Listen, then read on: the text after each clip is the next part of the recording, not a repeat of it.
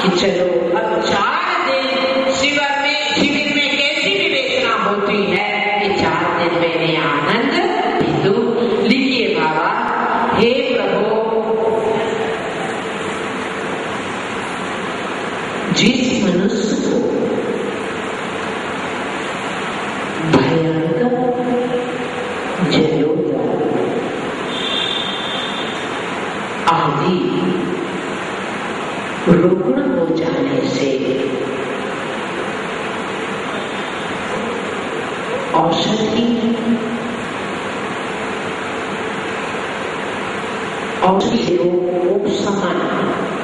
उपशमन न होने से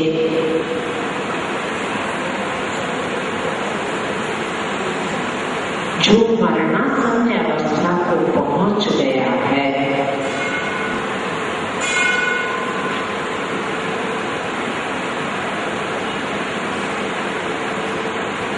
जिसने जीने की सोचनीय दशा होने से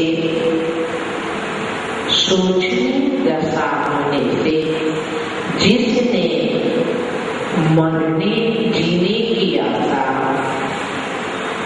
छोड़ दी है,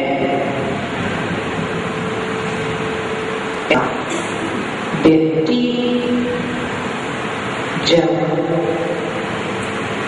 आपके चरण कमलों की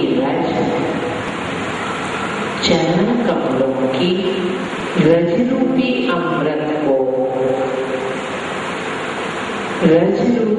अमृत को भक्ति पूर्वक अपने शरीर पर लगाते हैं, भक्ति पूर्वक अपने शरीर पर लगाते हैं, वे स्वस्थ होकर निरूप होकर लिख लें, स्वस्थ होकर कामदेव के समान सुंदर शरीर, कामदेव के समान सुंदर शरीर हो जाता है।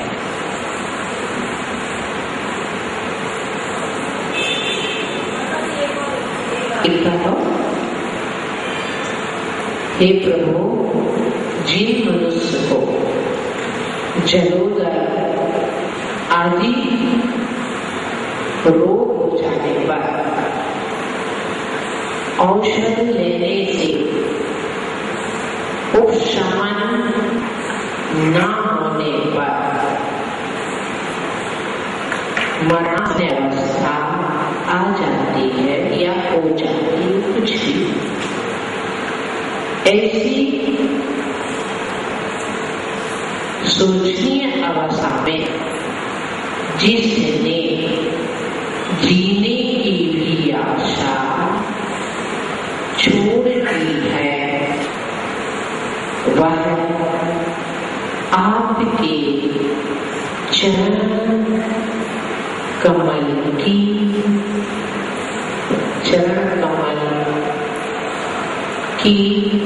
रज रूपी अमृत को भक्ति पूर्वक अपने शरीर पर लगाते हैं, स्वस्थ होकर कामदेव के समान शरीर हो जाता है। लिखे रुति ओम ह्रीं नमो अखिल महान जाप में वही झवम नमः स्वाहा के साथ ओम ह्रीं नमो अखिल महान झवम नमः स्वाहा। आज की रीति बहुत अच्छी है, बहुत अच्छी है। ऐसे वो ऋषि, समझने में लिखा होगी, ऐसे वो ऋषि जिनके आहार करने पर घर में इतना आहार भोजन बचा रहे कि चक्रवर्ती की संबलन सेना खा जाए तो ही भोजन है, परंतु अकेले आशीर्वाद से और हाथ पैर आप फैला के बैठे रहें तो कुछ होगा।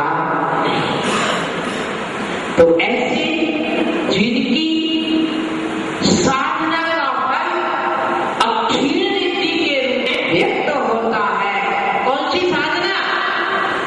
वो सिद्धि के लिए साधना करता है, उन्हें निजी सिद्धियां नहीं होती हैं, पर जो विशुद्धि के लिए सिद्धि करता है उसे नियत सिद्धि होती है। बुद्धिपूर्वक जो सांसारिक सिद्धियों के लिए साधना करते हैं, समझ लेना चंदन की लकड़ी जलाकर उसकी राख बनाकर बर्तन मांजने जैसा काम है। क्या? चंदन की लकड़ी को चूल्हे जलाओ, फिर उसकी राख से बर्तन। सिर्फ परिणामों की विशुद्धि के लिए जो साधना की जाती है वह रिद्धि प्राप्त हो जाती है, परंतु साधक उस रिद्धि से अनभिज्ञ रहता है, अनभिज्ञ रहता है, कोई हम नहीं, फिर भी रिद्धियां होती हैं और रिद्धि का अतिशय दिखाना नहीं चाहते, है ना? देख, पैसे वाला अपने पैसे का दमखम दिखाना चाहता है, वैसे वह संत रिद्धिधारी मुनि महाराज अपनी रिद्धियों का प्रभाव चमत्कार दिखाना नहीं चाहते, परंतु डायमंड रखा हो तो चमकेगा। इसी प्रकार वह रिद्धिधारी मुनि महाराज जहां जाते हैं ऐसा हो जाता है, करते नहीं। और एक दिन हुआ, लोग कहते ना, अरे मौजी के चरण खुल गए, एक दिन हो गए। तपस्या तो रोज है, रोज खुलनी चाहिए। रिद्धिधारी मुनि महाराज जब भी आहार करते हैं अच्छी रिद्धि, ऐसा नहीं एक दिन हो जाए, एक दिन ना। तो इस प्रकार ऐसे लिखे, ऐसे ऋषि जिनके आहार करने पर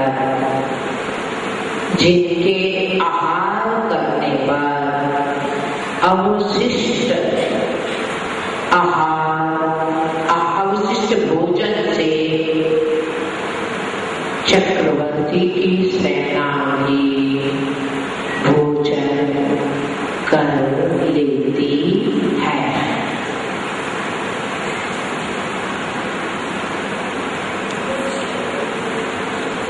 लिखे मंत्र जाप।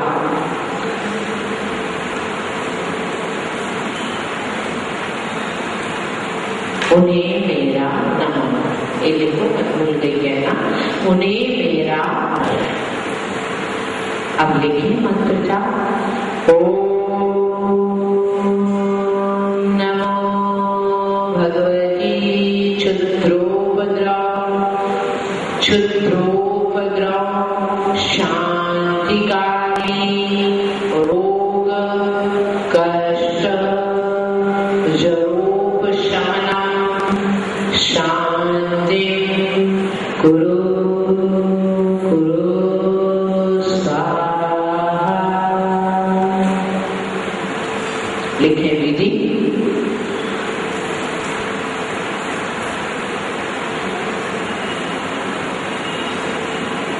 उत्तर दिशा की ओर यंत्र स्थापित करें। अभिषेक पूजन आरती मंगल कलश स्थापना की करनी पड़ेगी।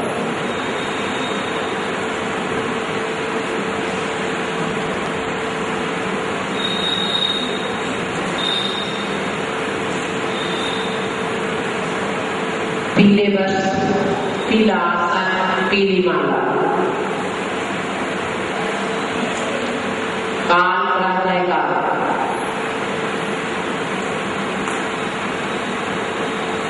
धूप देवदारू अगर तगर घी,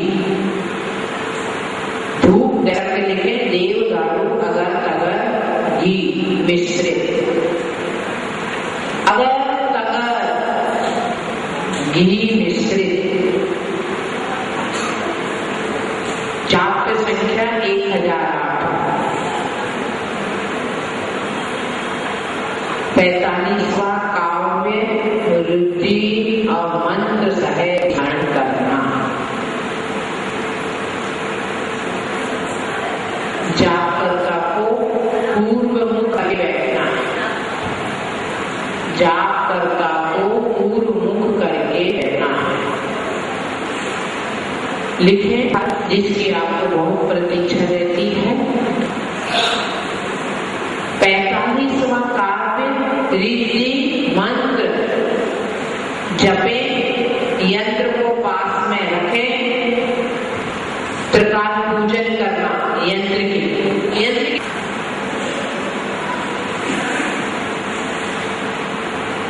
की त्रिकाल पूजन, जलोदर, भगंदर, कुष्ठ आदि रोग।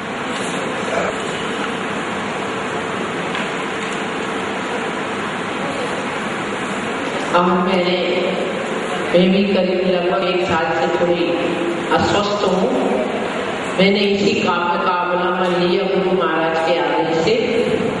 तो मैं तो गढ़नी आ रही है गति के संदेश भेजा करता हूँ, बहुत भारत का।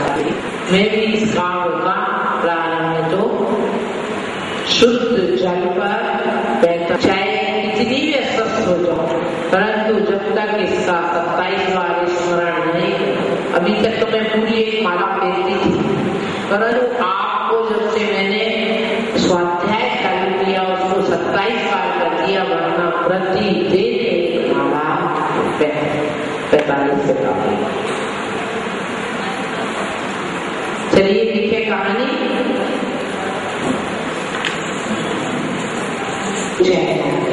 कभी ही प्रसिद्ध होती जब कोई राजा वहां होता है। राजा राज्य करते थे। विमलमती नाम की रानी थी और उसका पुत्र था हंसराज। जब 7 वर्ष का हुआ तो पंडित मनोहर दास जी के पास उसे अध्ययन करवाया गया, है ना। देखिए पहले अध्ययन कहाँ होता था? विद्वानों के पास। अब सिर्फ शिक्षित लोगों के पास अध्ययन होता है और संस्कारित लोगों के पास अध्ययन नहीं होता। पहले शिक्षित संस्कारित लोगों के पास अध्ययन होता था। इसीलिए संस्कार को साधु की दूसरी बात संयम की में जी रहा है, वह आपको अच्छी जीने की कला भी देता है। तो वह कहाँ पढ़ने गया? विद्वान के पास। विद्या अध्ययन के बाद लौट ही रहा था कि उस लौटने के बाद उसकी माता का स्वर्गवास हो गया। स्वर्गवास होने के क्या बात क्या होता आपको मालूम है ना। हाँ, तो पिताजी ने, राजा ने पुनः शादी, और जो नई रानी आई उतना दुख नहीं देता, सबसे ज्यादा दुख देता है कि जब जीवन साथी, चाहे इधर को इधर, इधर को इधर, दोनों में यदि धार्मिक संस्कार नहीं है तो जिंदगी तो बोझिल बन जाती है, ढोया जाता। और जब दोनों में धार्मिक संस्कार रहते हैं जिंदगी जी जाती है। परंतु राजा का दुर्भाग्य कि दूसरी रानी धार्मिक संस्कार वाली नहीं थी। अब उसे बड़ा द्वेष था कि ये अध्ययन करके आया, होशियार बन गया है, निश्चित ही ये राजा मारने का विचार करना। हिंसा, नंदी, रौद्र, ध्यान, तो वह इसी विचार में रहती कि कैसे अपने रास्ते के कंटक को हटाया जाए। एक बार राजा व्रत सीखा, दिग्विजय के लिए गया, हंसराज को पुत्र को राज्य में छोड़ा, रानी को जो मौका चाह रही थी वो मिल गया और उसने भोजन में कोई ऐसा जहर मिलाया जिसे खा के तुरंत नहीं मरते, धीरे धीरे धीरे शरीर गलता है, दे दिया। अब दिनों दिन बीमार रहने लगा। पुत्र समझ गया कि ये मेरी विमाता को माता का फल है। अब वह उस अपने राज्य को छोड़ के निकल गया नागपुर की तरफ और उसने मानगिरी के कलावती नाम की एक अति योग्य रूपवती कन्या थी, वहां एक राजा था। तो राजा ने एक दिन ऐसे अच्छा मौसम था, बेटी के साथ बैठा तो उसने प्रश्न पूछा, बेटी एक बात सच बताओ, तुम किसके भाग्य का खाती हो? तो उसने कहा पिताजी मैं अपने भाग्य का खाती हूँ। बोले मेरे भाग्य का नहीं खाते? बोले बिल्कुल नहीं। पिताजी ने सोचा इस बात का मैं इसे फल चखाऊंगा।